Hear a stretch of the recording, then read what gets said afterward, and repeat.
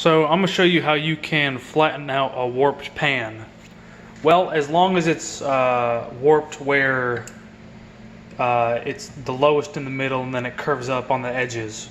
So, you know, if you set it down, it can sort of wobble to the side.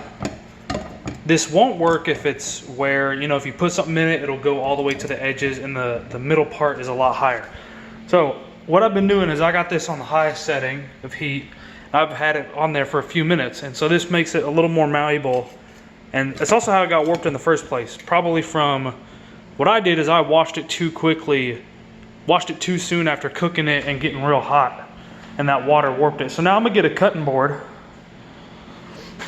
On a cutting board, and I'm gonna sit it on top of here and press down on the cutting board. You know, push down on it. And so the pan, there we go.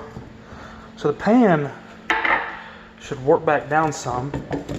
It's certainly less wobbly right now. I'm gonna try it, give it one more time. Let me make sure I ain't cut. Oh, did I burn the cutting board? Maybe a little bit. Let me get the cutting board wet maybe. Just a little bit so it don't burn. I could probably just make it not as hot and it would still work fine, but I'm gonna try it like this. Okay, got a wet cutting board now. I'll push down on it. You know, so it's against, you know, the hard stove. And it's malleable and pushing back into place there. Okay. Take this back off. Cutting board's got a ring on it. Don't really matter, it's on the back side. Okay, so now,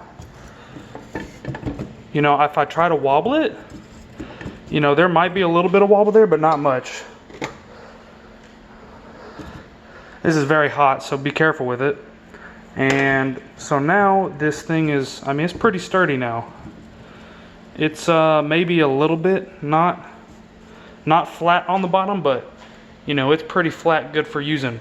Now this is really hot, so I'm gonna have to wait for it to cool down. I'm gonna take it off the heat.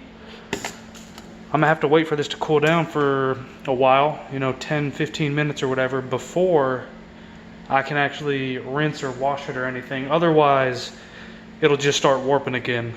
But, you know, moving it around, wiggling it, you can see how that's fixed the warp out of it.